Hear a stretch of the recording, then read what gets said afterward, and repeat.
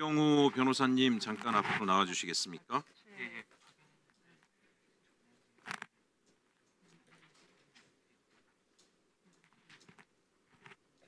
네, 오늘 하루 종일 앉아 계시느라고 정말 고생 많으셨습니다. 저는 그 정치학을 공부한 사람이기 때문에 법률적인 부분에 대해서 제가 좀 혹시 잘 모르지 않나 싶어서 변호사님의 조언을 듣고자 지금 모시게 됐는데요.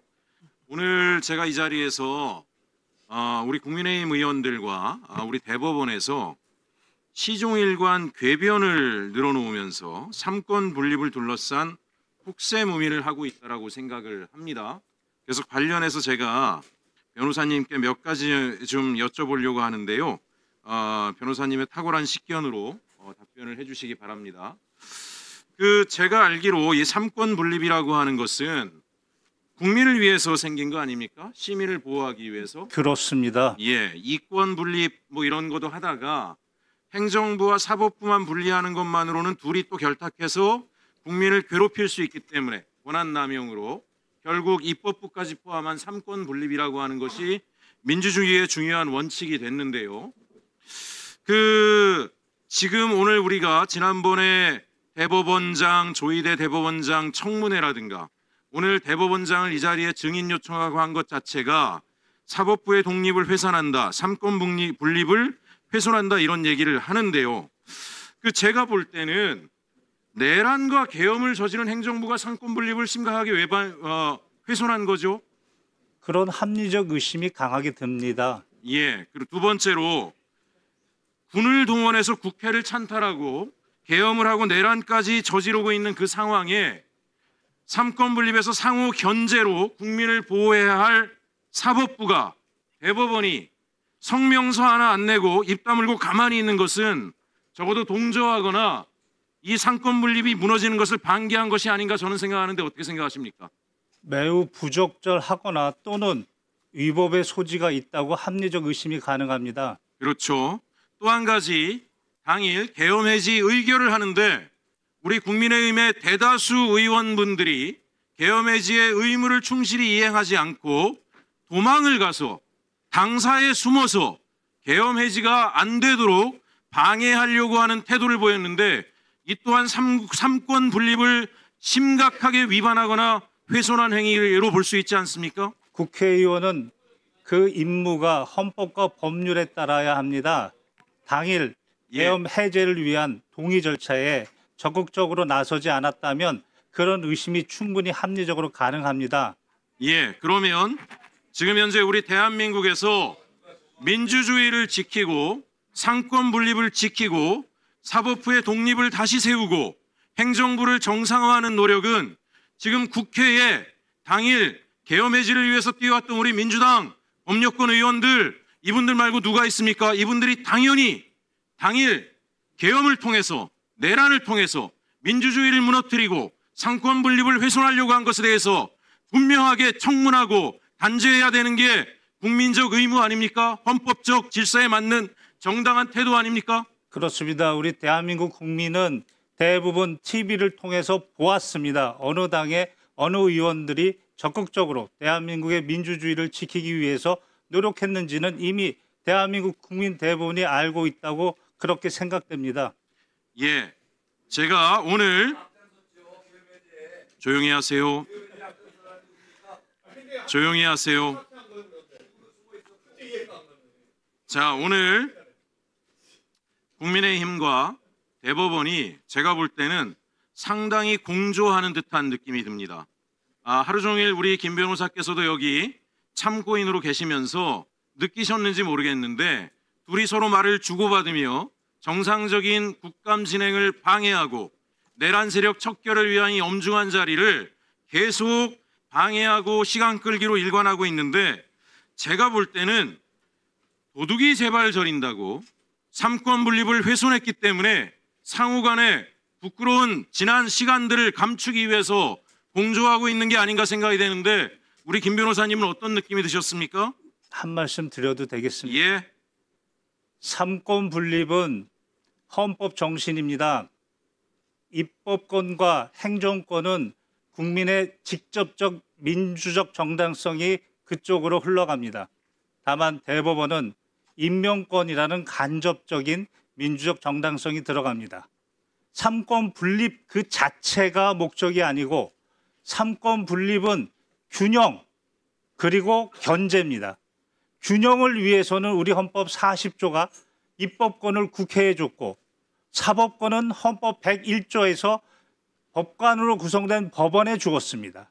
거기까지는 균형입니다. 그러나 견제도 두었습니다. 견제는 법원이 입법, 국회를 견제하는 기능, 권한은 헌법 101조 1항 위헌법률 심판 제청, 신청권입니다. 반면에 국회가 법원을 견제할 수 있는 권한도 두었습니다.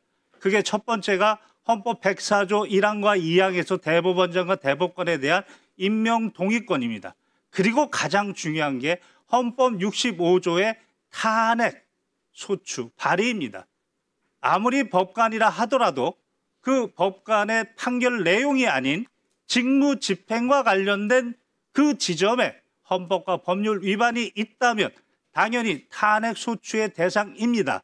그 전제로서 특정한 사안에 대해서 국회가 질문하고 증인으로 요구해서 채택되면 누구나 대법원장도 누구나 특별한 법률의 규정이 없다면 나와서 증언을 해야 되는 것입니다.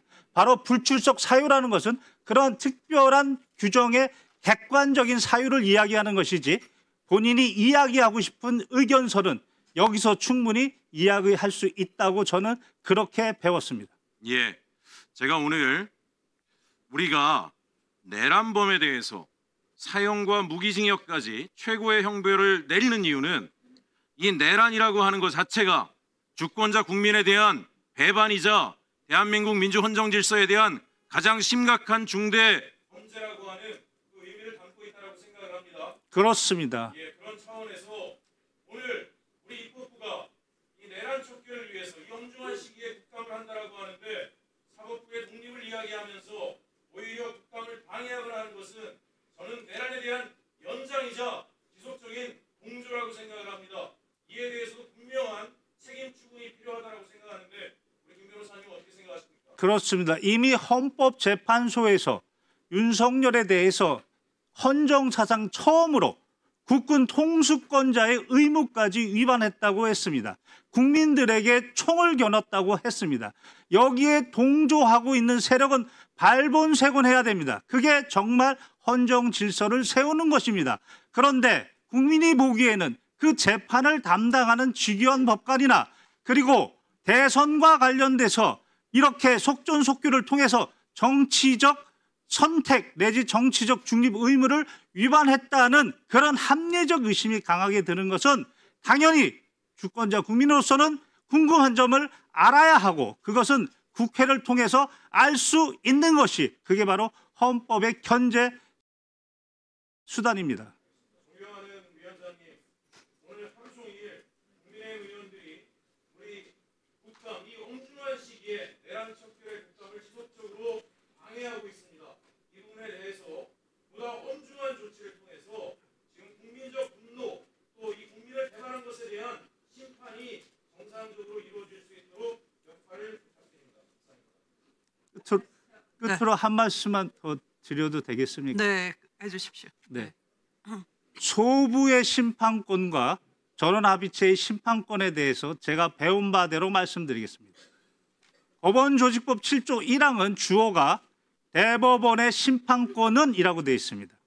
대법원의 심판권이 대법관 3분의 2 이상의 전원합의체, 그때에는 재판장이 대법원장입니다. 다만 3인 이상의 소부로 구성해서 그래서 거기서 4가지 사유에 해당하지 않으면 심판합니다.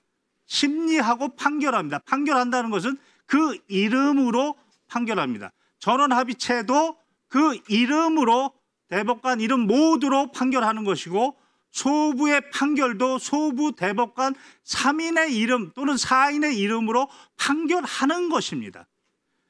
그 심판권은 구별이 되는 것입니다. 전원합의체 판결이 있습니다.